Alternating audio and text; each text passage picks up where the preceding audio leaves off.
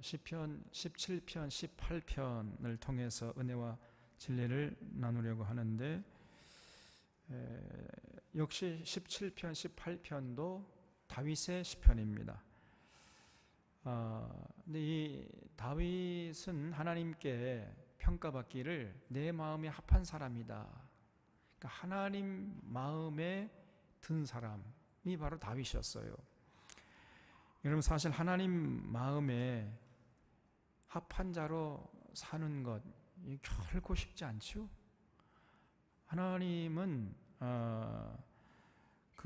우리를 향한 기대치가 굉장히 높습니다. 그래서 하나님 마음에 들기가 쉬운 일이 아니에요. 하나님이 아브라함에게 말씀하시기를 내가 완전한 것처럼 너도 완전하라. 하나님의 완전하심처럼 아브라함에게 너도 완전해, 이렇게 요구하셨어요. 또 레위기 19장에 보면은 하나님께서 이스라엘 백성들 향해서 내가 거룩하니 너희도 거룩하라, 이렇게 말씀했습니다. 놀라운 얘기 아닙니까? 하나님의 거룩함처럼 이스라엘 백성들도 거룩하래요. 하나님의 완전하심처럼 아브라함에게도 완전할 것을 요구하셨어요. 완전한 수준이 대충 완전하고 그만두는 게 아니라 하나님의 완전한처럼 완전하라. 그러니까 우리를 향한 하나님의 기대치가요 굉장히 높습니다, 여러분. 그래서 이 하나님의 기대에 부응하는 것이 이게 쉽지가 않아요. 그래서 하나님 마음에 합한 사람이다, 이런 평가를 받은 다윗이 얼마나 대단한 삶을 살았는가 하는 걸 알 수 있잖아요. 우리에게도 그런 기대를 하시는 겁니다, 여러분. 베드로는 말하기를 하나님께서 예수 그리스도를 보내신 목적은 우리를 신의 성품에 참여하기 위함이다, 이렇게 말했어요. 하나님께서 예수님을 보내신 것은 우리의 죄를 해결해 주는 그런 정도의 차원이 아니고 우리를 하나님의 성품으로까지 높여주기 위해서, 쉽게 말하면요, 우리를 하나님처럼 되기 위해서 불렀다는 겁니다. 그렇게 우리를 하나님처럼 높여주기 위해서 예수님을 보내셨다는 거예요. 그래서 신의 성품에 참여하는 자가 되게 하려고 하나님께서 예수님을 보내셨다. 어마어마한 얘기입니다. 그래서 우리의 죄를 사해주는 정도, 예수님의 역할이 그 정도로 그치는 게 아니에요. 우리를 하나님만큼 높여주시려고 오신 겁니다. 왜냐하면 우리를 향한 하나님의 기대치가 그 정도이기 때문에 그게 대단한 거예요, 이게. 그럴 차원에서 이 다윗의 삶은 생각하면요 정말 수준 높은 삶이었습니다. 그래서 하나님 보실 때 한 점 흠이 없다고 평가받았던 노아나 또 야곱이나 또 누구였죠? 욥이나, 사실은 그 정도 수준, 그 정도가 이 다윗의 삶이었어요. 그래서 하나님은 다윗을 보면은 내 마음에 합한 사람이니까 그날은 하나님이 기분이 좋은 날이에요. 어떤 사람 그런 사람이 있잖아요. 그 사람을 보면 하루 종일 괜히 기분이 좋아요. 어떤 사람은 그 사람을 보면 하루 종일 기분 나빠. 그냥 꿈에 나올까 봐 무서워요. 그건 좀 곤란하죠. 근데 하나님 다윗을 보면 그날은 기분 좋은 날이에요. 그 정도로 하나님 마음에 합한 삶을 살려고 애썼던 사람이 다윗이었습니다. 그런 다윗이 여러분 오늘 이 시편 17편에서 뭐라고 기도하고 있는지 한번 우리가 들어보겠습니다. 1절에 보면 여호와여 의의 호소를 들으소서, 나의 울부짖음에 주의하소서, 거짓되지 아니한 입술에서 나오는 나의 기도에 귀를 기울이소서 그랬죠. 지금 다윗이 하나님 의의 호소를 들어주시옵소서, 내 울부짖음에 주의해 주시옵소서. 이렇게 기도하고 있어요. 내가 거짓되지 않은 입술에서 기도할 테니까 내 기도에 좀 귀를 기울여 주시옵소서. 이렇게 기도하고 있습니다. 정말 이 다윗은 하나님 앞에 순결하게 한 점 흠없이 살 정도로 내가 거짓되지 않은 입술로 주님께 나아가겠다 이렇게 말할 정도로 자신 있는 삶을 살았어요. 그런데 그런 다윗이 지금 상당히 많은 어려움과 고난 속에 있다는 것을 우리가 여기서 예감할 수 있잖아요. 내 울부짖음에 주여, 눈물로 나간 거예요. 눈물로 울부짖었습니다. 도대체 뭐 때문에 했는가? 좀 뒤에 보겠습니다. 2절에 보면 주께서 나를 판단하시며 주의 눈으로 공평함을 살피소서.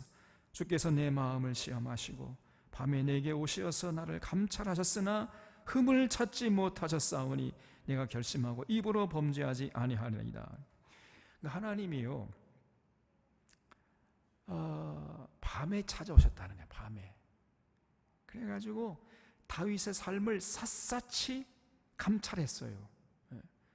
그런데 그렇게 하나님의 능력으로 다윗 삶을 샅샅이 감찰해도 다윗에게 어떠한 흠도 찾지 못했다는 거예요.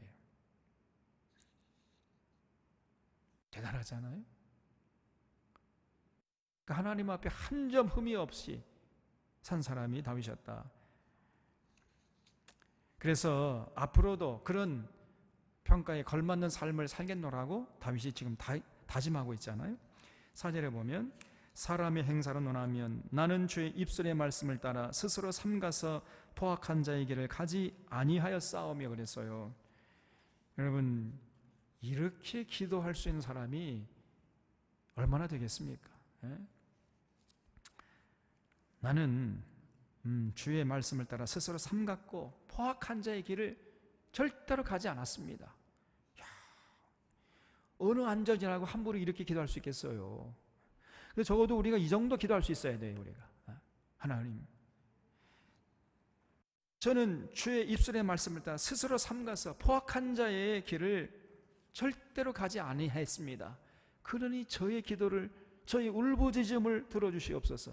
이 정도 기도할 수 있어야 돼요. 우리가 하나님, 제가 세상에 나가서 또 잘못 살아서 용서해 주세요. 이 정도 기도 그만하고 이제 하나님, 제가 주님의 뜻을 받들어 살다가 한 점, 주님께서 나를 감찰했지만 한 점 흠이 없는 삶을 살았사오니 저의 기도에 귀를 기울여 주시옵소서. 이 정도 우리가 기도할 자신이 있습니까? 그 정도 기도해야 돼요, 우리가 이제. 그러니까 지금 다윗은 자기 힘을 과시할 수 있었지만은 결코 자신의 힘을 과시해가지고 뭐 자기 뱃속 챙기느라 자기 힘을 남용하고 그 힘을 과시해가지고 약탈하고 강탈하고 수탈하고 늑탈하고 겁탈하고 이런 짓을 하지 않았다는 거예요. 그래서 포악한 짓을, 나는 포악한 자의 길을 절대 가지 아니하였사오니 그러니 저의 기도를 좀 들어주십시오. 이렇게 기도하고 있는 겁니다. 지금 5절에 나의 걸음이 주의 길을 굳게 지키고 실족지 아니하였나이다 그래서, 여러분, 이렇게 참 자신 있게 고백하면서 기도할 수 있는 사람이 세상에 몇 사람이나 되겠어요. 그러니까 이 다윗의 기도는요, 사도 바울처럼 내가 선한 싸움을 싸우고 나의 달려갈 길을 마치고 믿음을 지켜노라, 이런 고백하고 거의 일맥상통하는 이런 기도였죠. 참 이 다윗은 사도 바울 같은 삶을 살았다고 볼 수 있습니다. 네, 여러분, 이렇게 선하고 아름답게 하나님의 뜻을 받들어서 정직하고 성실하게 충성되게 하나님의 뜻을 이 땅에 펼쳐나가는데 최선을 다해 살았으면은, 그러면 그런 사람은 어떻게 살았어야 마땅했습니까? 여러분 어떻게 기대하십니까?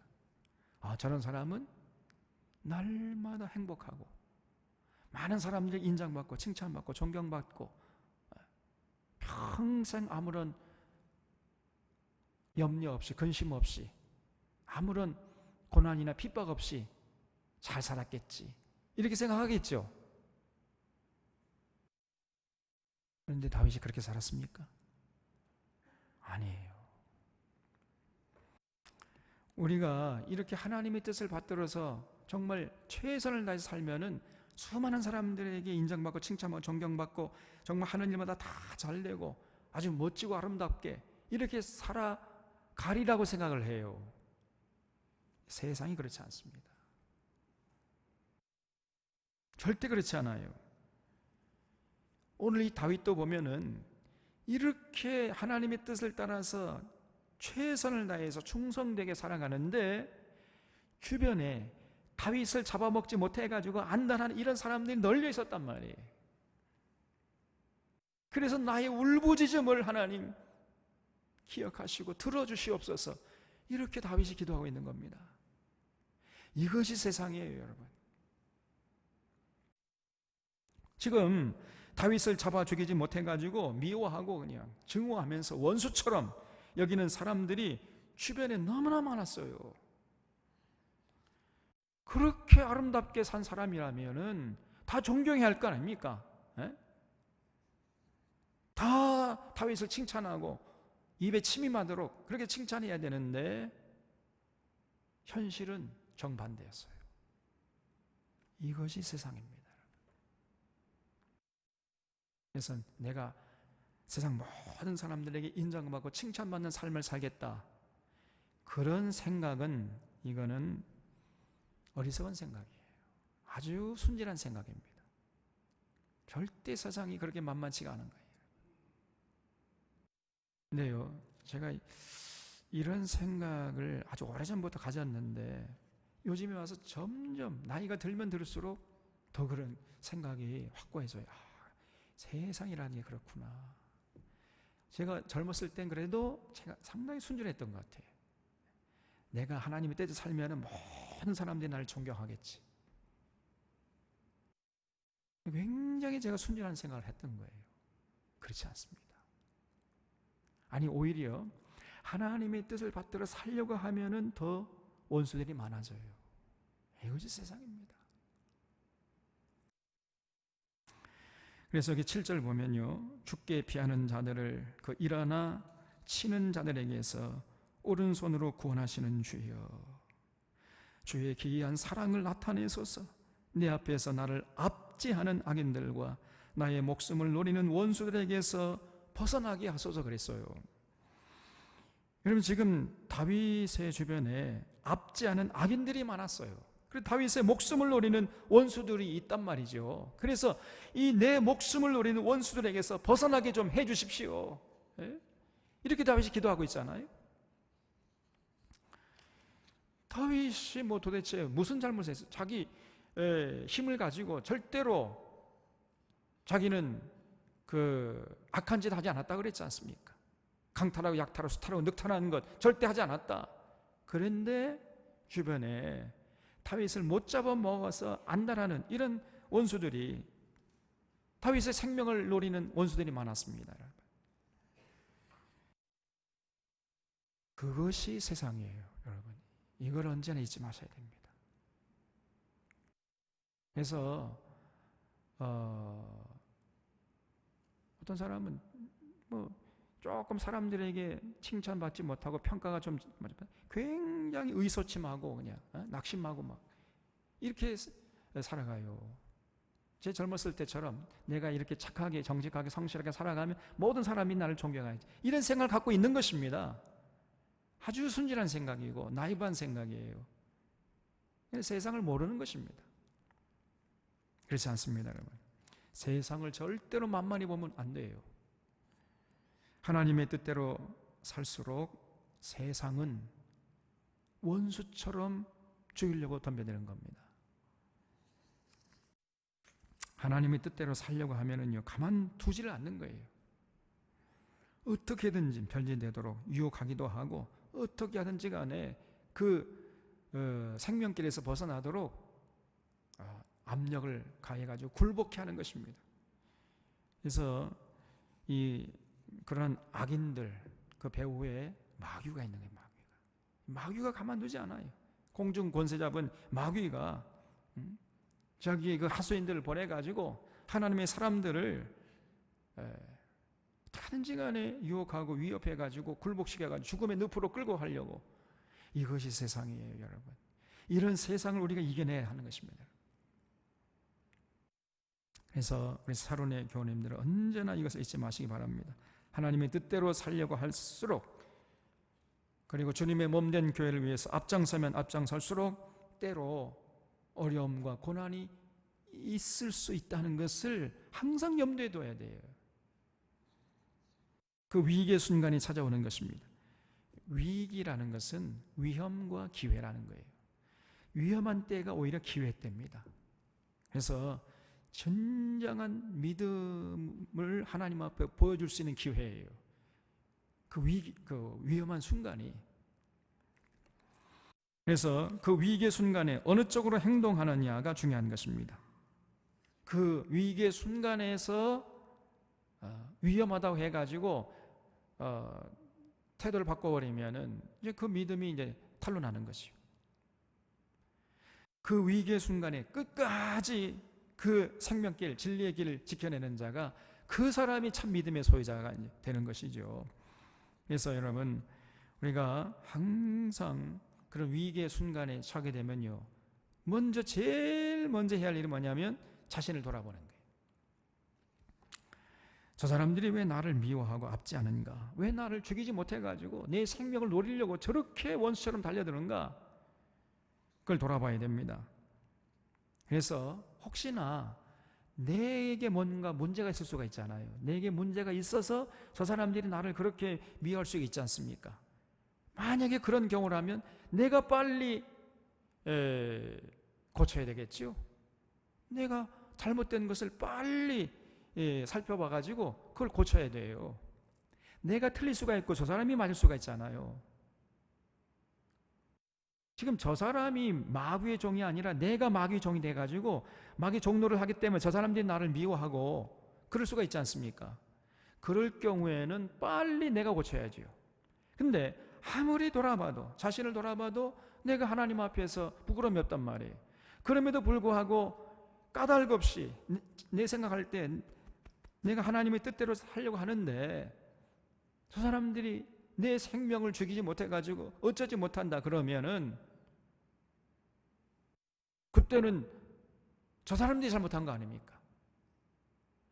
그럴 경우에는 이를 악물고 그를 인내하면서 이겨내야 되는 겁니다. 그러니까 상대방이 잘못된 것이기 때문에 어떤 위협이나 고통이라도 감내하고 오히려 하나님 바라보면서 인내하면서 기도하면서 이겨내야 되는 거예요.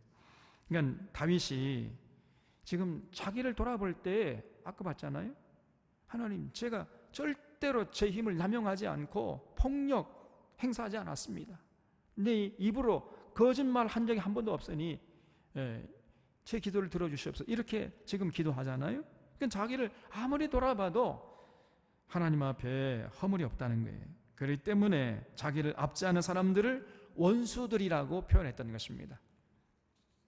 여러분, 사실 우리가 하나님 앞에 기도하면서 하나님, 저 원수를 저 원수에게서 저를 좀 구원해 주시옵소서, 이렇게 기도하는다는 건 쉽지 않은 겁니다. 그렇잖아요. 원수들이라는 표현을 쓰는 것 자체가 상당히 어떤 면에서는 교만한 거예요. 그렇잖아요.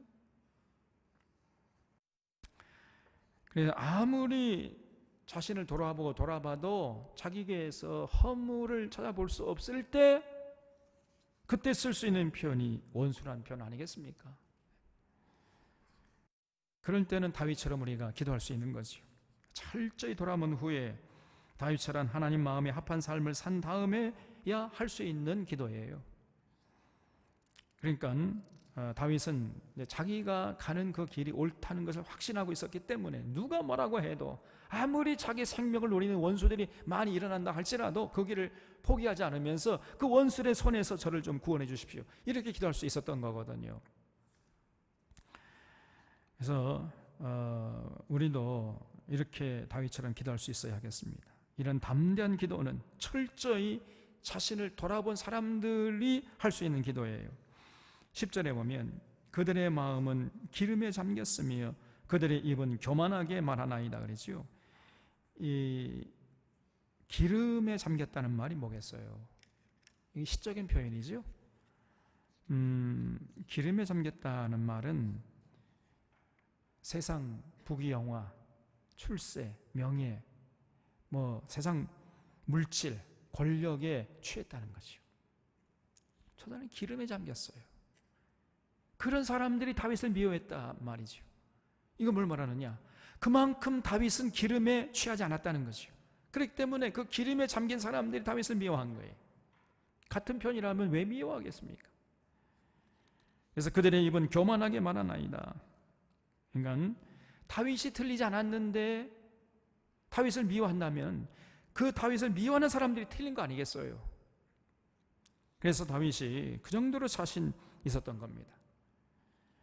그래서 우리가 그 정도로 자신 있게 살아야 돼 우선.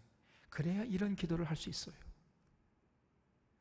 11절에 보면 이제 우리가 걸어가는 것을 그들이 애워싸서 노려보고 땅에 넘어뜨리려 하나이다.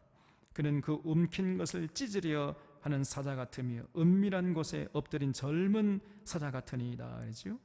그래서 다윗의 길은 하나님도 인정하시는 길인데 주변 사람들은요 그런 다윗을 미워하고 증오하면서 어떻게든지 간에 다윗의 생명을 제거하려고 그렇게 애를 썼단 말이죠.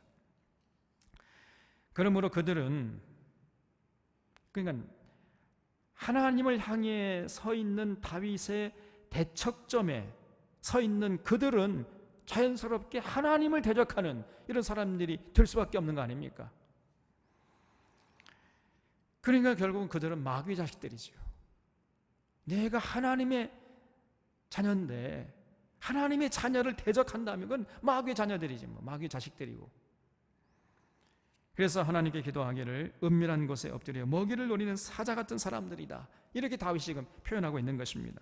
그래서 그런 악한 사람들에게서 나를 좀 지켜주시옵소서 이렇게 다윗이 기도하고 있어요. 14절에 여호와여 이 세상에 살아 있는 동안 그들의 분깃을 받은 사람들에게서 주의 오른손으로 나를 구하소서.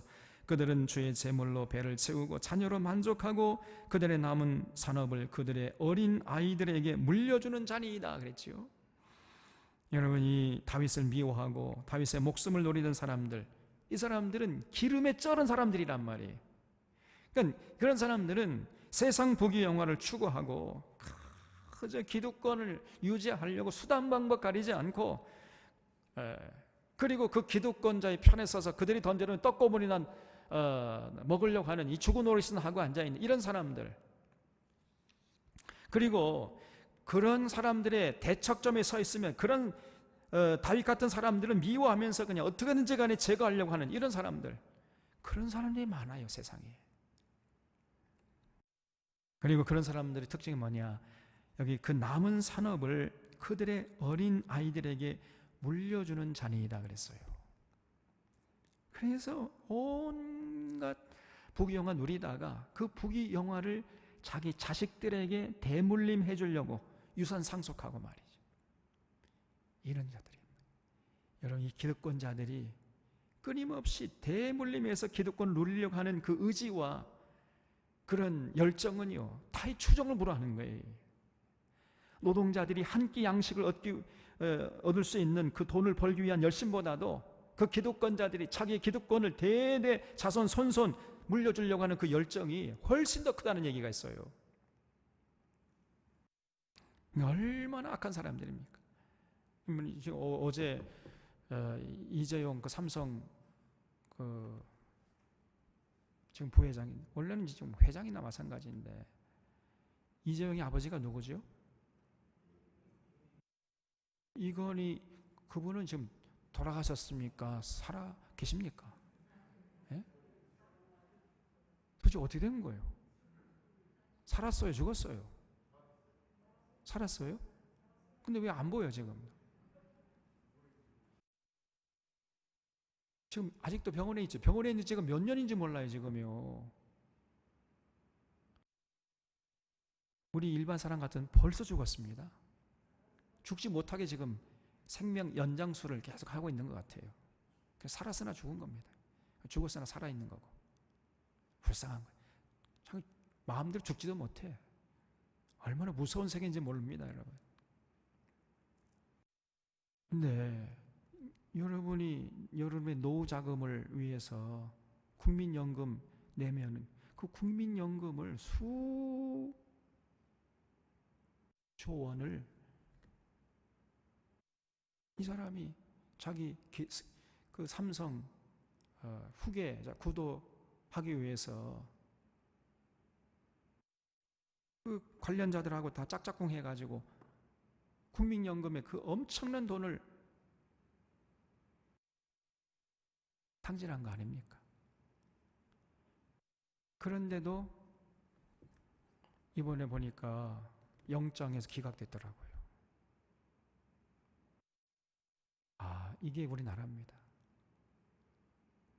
재벌들은 아무리 잘못해도 그냥 무사한 거예요. 그러니까 이 대대로 대물림하려고 하는 그들의 의지가 얼마나 집요하고 악착 같은지요.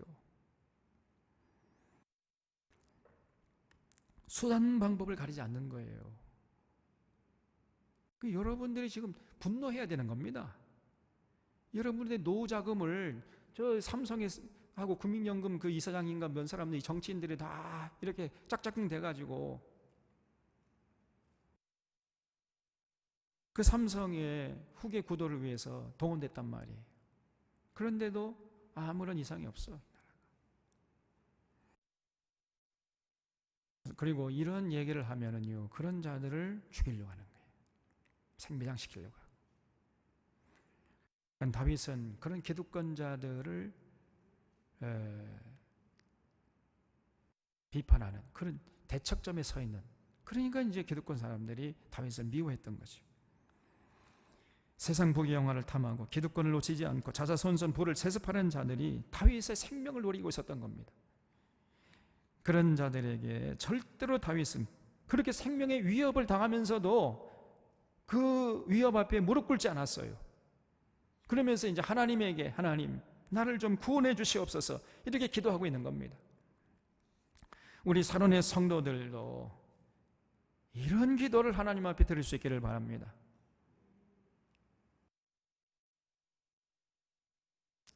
여기 18편도 보면은 이 18편도 다윗의 시인데 이 18편을 읽어보면 정말 다윗은 대단한 기도의 사람이었어요. 18편 맨 앞에 부제가 붙어 있죠? 여기 뭐라고 붙어 있습니까? 여호와의 종 다윗의 시, 인도자를 따라 부르는 노래. 여호와께서 다윗을 그 모든 원수들의 손에서와 사울의 손에서 건져주신 날에 다윗이 이 노랫말로 여호와께 아뢰어 이르되 그랬죠? 그러니까 지금 다윗이 역사의 무대에 등장한 것은 골리앗 사건 아닙니까? 골리앗을 이제 대항해 가지고 승리했죠. 골리앗을 쳐 죽이고 개선 장군처럼 돌아왔는데 사울이요, 자기 정적으로 인식하면서 다윗을 죽이려고 덤비들기 시작한 거예요. 나라를 구한 전쟁 영웅인데 상을 주기는커녕 사울의 칼날이 이제 다윗의 목을 노리기 시작한 겁니다. 그래서 그때부터 그냥 10년 동안이나 도피 생활을 했어요. 사울의 칼날을 피해서. 그러다가 이제 사울이 블레셋 사람의 군대에 의해서 죽임을 당하면서 더 이상 다윗의 생명을 노린 사람이 없으니까 도피할 필요가 없는 거 아닙니까? 그래서 그 사울의 손에서 건져주시는 날, 다시 말하면 10년 동안 도피하던 그 도피 생활을 끝나는 날에 하나님께 감사해서 하나님 찬양하면서 기도하는 내용이 18편이라는 거예요. 여기 1절에 보면 나의 힘이신 여호와여 내가 주를 사랑하나이다. 여호와는 나의 반석이시오 나의 요새시오 나를 건지시는 이시오 나의 하나님이시오 내가 그 안에 피할 나의 바위시오 나의 방패시오 나의 구원의 뿌리시오 나의 산성이시로다. 내가 찬송받으실 여호와께 아뢰리니 내 원수들에게서 구원을 얻으리로다 그랬어요. 이 다윗이 10년 동안 사울의 칼날을 피해가지고 도망다니면서 그냥 죽을 고비를 몇 번 넘긴 거거든요. 그러면서 이제 10년을 딱 마감하고 돌아보니까 그 험악한 세월 동안 하나님이 나를 지켜주셨구나. 내가 잘나서 이렇게 생명을 유지한 것이 아니라 하나님이 그 시간 순간순간마다 나를 지켜주시고 보호해 주셨구나. 이것을 깨달은 거예요, 다윗이요. 그래서 너무나 하나님의 은혜가 고맙은 거, 감사한 거 아닙니까? 그래서 하나님이 그동안 나를 눈동자처럼 지켜주셨구나. 모든 것이 하나님의 은혜구나. 하나님께서 은혜의 방패로 나를 호위해 주셨구나. 이거를 깨달은 겁니다. 그래서 하나님이 나의 반석이시오, 나의 요새시오, 나의 산성이 되시고 나의 방패시고 나의 구원의 뿌리시오. 그래서 제가 여호와 하나님을 사랑하나이다. 이렇게 고백하는 겁니다. 다윗은 하나님을 믿습니다. 내가 하나님을 믿나이다. 이런 정도가 아니라 제가 하나님을 사랑하나이다. 이렇게 고백했어요. 그런데 그렇게 고백한 것은 어떤 관념적으로 그냥 머리로 생각해내서 하나님 제가 주님 사랑합니다, 이 정도가 아니라 그 10년 동안 날마다 하나님이 자신을 사랑하시고 자신과 함께 동행하시는 것을 체험하면서 그런 체험의 결론으로서 나오는 것이 제가 하나님을 사랑하나이다. 왜냐하면 하나님이 나의 산성이 되시고 구원의 뿌리시고 나의 피난처가 되시기 때문에 제가 주님을 사랑합니다. 이렇게 고백했던 것입니다. 그래서 이 사무엘상 23장을 보면요, 다윗이 이제 사울의 칼을 피해서 도망칠 때 사건이 기록되어 있는데, 한 번은 엔게디 광야 근처에 마온 광야라는 것인데 거기에 이제 아라바라는 광야가 있는데 거기에 숨어 있었어요. 그때 사울이 첩보를 이용해 가지고 그 아라바 광야에 다윗이 숨어 있다는 걸 알았습니다. 그래서 사울이요 직접 군대를 끌고 왔는데 몇 명을 끌고 왔느냐? 3,000명을 끌고 왔어요. 다윗 한 사람을 잡기 위해서 사울이 3,000명이라는 군대를 끌고 와가지고 완전히 다윗이 숨어있는 그 동네를 둘러싸버렸습니다. 완전히 이제 다윗은요 도가니 든 쥐예요. 아무리 신출 규모라는 다윗이라 할지라도 이제 피할 수가 없는 도가니 든 쥐였습니다. 그래서 다윗이 이제 내 인생이 여기서 끝나는구나, 이 나는 죽었구나, 이렇게 절망하면서 눈을 찔끔 감으려고 하는 순간에 놀라운 일이 일어나는 겁니다. 저 멀리에서 사울의 군사 중에 하나가 말을 타고 막 달려오더니요, 사울 앞에 딱 말을 세우고 그냥 갑자기 무릎을 꿇더니, 폐하, 지금 이럴 때가 아닙니다. 저 블레셋 군대가 그냥 막 쳐들어와가지고 이제 빨리 나가서 막지 않으면은 우리가 이 전쟁에 질 수밖에 없습니다. 이럴 때가 아닙니다. 막 이렇게 이 파발마가 도착해가지고요 블레셋 군인들이 쳐들어왔다는 거예요.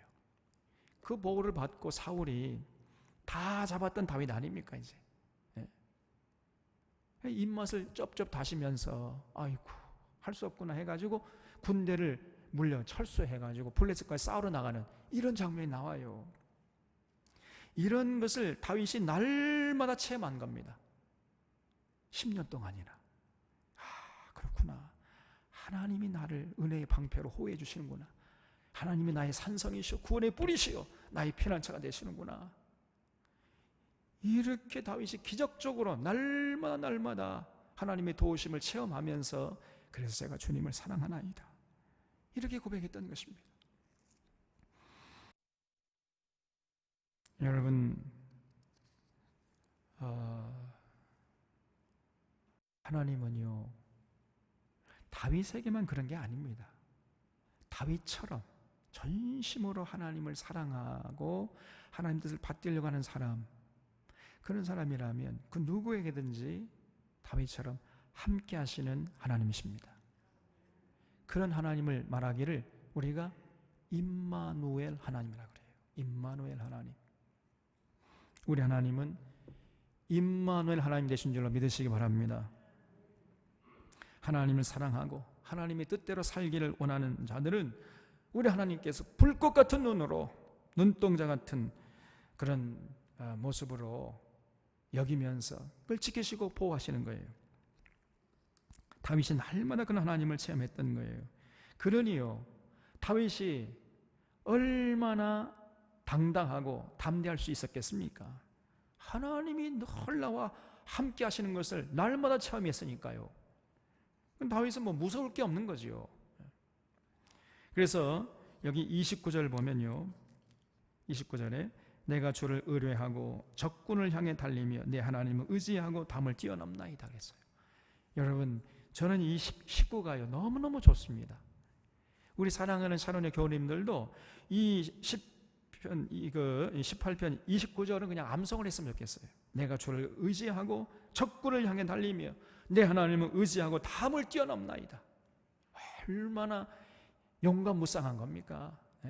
이런 다윗을 세상에 어떻게 감당할 수가 있겠습니까?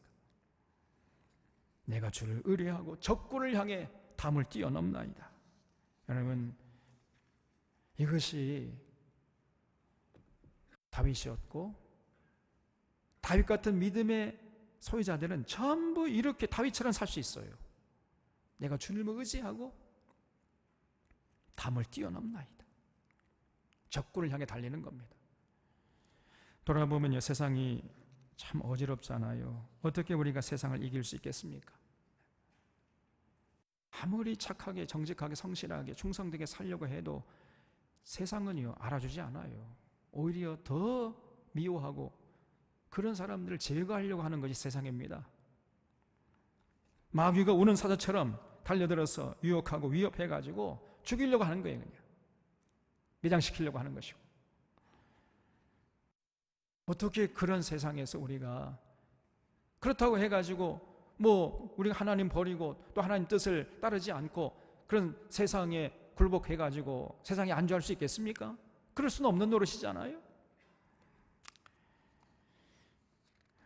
뭐 어떻게 하면 됩니까? 우리가 다윗처럼 믿음으로 하나님께 나아가면 됩니다.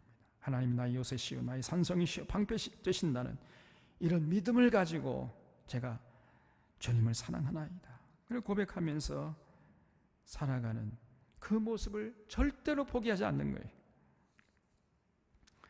그래서 여기 다윗이 바로 그런 믿음의 진정성이 있었기 때문에 그런 삶이 가능했던 것입니다. 23절에 보면 또한 나는 그의 앞에 완전하여 나의 죄악에서 스스로 자신을 지켰나니 그러므로 여호와께서 내 의를 따라 갚으시되 그의 목전에서 내 손이 깨끗한 만큼 내게 갚으셨도다. 자비로운 자에게는 주의 자비로우심을 나타내시며 완전한 자에게는 주의 완전하심을 보이시며 깨끗한 자에게는 주의 깨끗하심을 보이시며 사악한 자에게는 주의 거스르심을 보이시리니 그랬죠. 이것이 다윗의 믿음이었어요. 이런 믿음이 다윗에게 있었습니다. 하나님이 불꽃 같은 눈으로 모든 사람을 지켜보시고 정말 의롭게 살려고 하는 그런 자들 하나님이 주목하시고 주의 은혜의 방패로 호위해 주신다. 이런 믿음이 다윗에게 있었습니다. 여러분, 보통 사람들의 눈은요, 그 겉껍데기에 머물러 있어요. 그래서 그 사람이 어떤 치장을 하고 있는가, 어떤 옷을 입었는가, 어느 대학 나왔고 그 사람의 명함판에 뭐라고 쓰여 있는가, 그 겉껍데기만 봐요. 근데 우리 하나님의 눈길은 절대로 그 껍데기에 머무르지 않습니다. 그 속을 파고 들어가요. 그 단단하게 포장된 그 겉껍질을 파고 들어가가지고 그 속 사람이 어떡한가, 그 속에 있는 가치관, 인생관, 세계관이 뭔가, 그것을 보시는 것입니다. 여러분, 그런 하나님의 눈길을 절대로 경홀히 여기는 자가 되지 않기를 주님의 이름으로 부탁을 드립니다. 여러분, 절대로 우리 하나님의 눈길은 겉껍데기에 머무르지 않아요. 그 마음의 중심과 그 속사람, 그 동기를 보시는 거예요. 동기. 그래서 그 불꽃 같은 하나님의 눈길을 피할 수 있는 사람은 아무도 없습니다. 그 하나님이 보실 때 다윗의 믿음의 진정성이 있었던 거거든요. 그래서 하나님이 다윗을 눈동자같이 지켜주셨고, 그렇기 때문에 그런 것을 날마다 체험하면서 다윗은 정말 당당한 삶을 살 수 있었던 것입니다. 전부 다 연결되어 있는 거예요. 30절에 보면 하나님의 도는 완전하고 여호와의 말씀은 순수하니 그는 자기에게 피하는 모든 자의 방패시로다 그랬죠. 그래서 다윗에게만이 아니고 하나님은 다윗 같은 믿음의 사람이라면은 누구에든지 이렇게 피하는 자의 방패가 되어 주세요. 우리도 다윗처럼 절대 하나님을 신뢰하고 절대 따르면 하나님이 다윗에게 하셨던 것처럼 우리에게도 함께 줄 줄로 믿습니다. 31절에 여호와 외에 누가 하나님이며 우리 하나님 외에 누가 반석이냐. 이 하나님이 힘으로 내게 띠띠우시며 내 길을 완전케 하시며 나의 발을 암사슴 발 같게 하시며 나를 나의 높은 곳에 세우시며 내 손을 가르쳐 싸우게 하시니 내 팔이 놋화를 당기는도다. 저는 이 식구도요 너무나 참 은혜로워요. 여기 나의 발을 암사슴 발 같게 하십니다. 여러분, 암사슴 발은요 굉장히 힘이 있습니다. 암사슴 발, 특별히 암사슴 발은 뒷발이 힘이 있어요. 뒷발이 힘이 있기 때문에 그냥 산등성을 순식간에 뛰어넘어 버려요.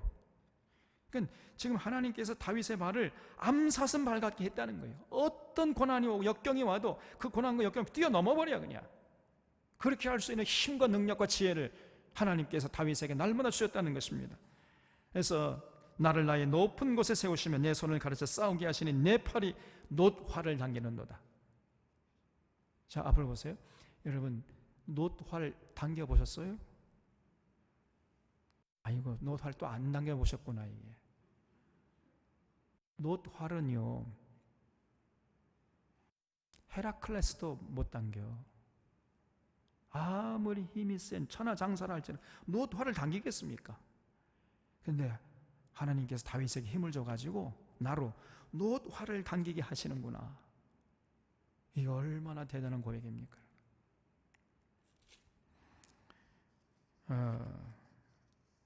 암사슴처럼 다윗은 산등성을 순식간에 넘어버리고 그 내 팔을 놋화를 당기게 해가지고 그냥 적군을 향해서 달리게 하시고, 이런 아주 그냥 당당한 삶을 살았던 사람이 다윗이었어요. 제가 그 영화 본 중에 이제 뭐 감동을 받은 영화가 몇 개 있는데 그 중에 하나 이제 스티븐 스필버그가 만든 라이언 일병 구하기 그 영화. 근데 이 영화는 상당히 미국적인 그래서 별로 전 뭐 이렇게 좋아하는 영화는 아닙니다만은 그 영화 중에 감동적인 내용이 있어가지고 잊혀지지 않는 그런 영화예요. 그 라이언 일병 구하기라는 영화는 미국의 한 가정에 4명의 아들들이 있었는데 2차 대전이 발발하면서 4명의 아들들이 전부 군에 입대한 거예요. 전부 다 참전했습니다. 그래가지고 그 위에 3명의 형들이 다 그냥 2차 대전 참전해가지고 다 죽어버렸어요. 그래서 그 미군 사령부에서 그 한 가정에 4명의 아들들이 다 참전해 다 죽어버리면 어떡하냐. 그럼 너무한 거니까 마지막 막내 아들이라도 우리가 살리자 해가지고 특공대를 보내가지고 지금 독일군하고 최전선에 싸우고 있는 막내 아들 라이언이라는 사람, 라이언 일병을 구해오라고 명령을 내려요. 그래서 특공대가 이제 죽기 살기로 그 라이언 일병을 지금 독일군과 최전선에서 대치하고 있는 싸우고 있는 라이언 일병을 구해내는 이런 이제 영화인데, 그 영화 중에 한 장면이 뭐냐면은 이제 독일군이요 탱크를 앞세우고 막 벌떼처럼 지금 라이언 일병이 있는 그 진영으로 막 쳐들어오는 거예요. 그러니까 라이언 일병을 고라간 그 특공대원들이 함께 라이언 일병과 싸우는데 숫자적으로 볼 땐 너무나 열세죠. 마치 다윗과 골리앗 같이. 그런데 특공대원들이 막 죽기 살기로 싸우는데 그 특공대원 중에 한 사람이 뭐라고 하면서 싸우냐면요, 그것이 잊혀지지가 않아요. 바로 이 시편 18편을 암송하면서 싸우더라고요. 내가 주를 의뢰하고 적군을 향해 달리며 내 하나님을 의지하고 담을 뛰어넘나이다. 하나님이 내게 힘을 줘가지고 내게 놋화를 당기는다. 그러면서 막 적진을 향해서 달리고 총을 쏘고 하는 걸 봤어요. 하나님, 제게 힘을 주시옵소서. 그래서 이 특공대원이 제가 주님을 의뢰하고 적군을 향해 달리며 내 하나님을 의지하고 담을 뛰어넘나이다. 야, 제가 그 영화를 보면서 이게 신앙의 힘이구나, 이게. 여러분, 독일군 탱크가 굴러오면요, 천지가 진동합니다. 땅이 막 흔들려요. 웬만한 사람 같으면 다 그 자리에 앉아가지고 오줌 질질 싸는데, 주님을 의지하고 적군을 향해 달리며 담을 뛰어넘나이다. 하나님, 저를 보호하시옵소서. 그러면서 싸우고 있는 신앙의 힘이 대단한 겁니다. 그래서 그 장면이 지금도 잊혀지지가 않아요. 여러분, 하루하루 하나님께서 우리와 함께 하시는 것을 신뢰하고 다윗처럼 제가 주님을 의지하고 적군을 향해 달리며 담을 뛰어넘나이다. 여호와는 나의 방패시요 산성이시요 요새시요 구원의 뿌리시요. 그러므로 제가 그런 하나님을 사랑하나이다. 이런 고백을 드리면서 날마다 우리 호흡이 끝나는 그 순간까지 승리하시는 우리 사론의 교우들이 되시기를 주님의 이름으로 부탁을 드립니다. 기도하겠습니다.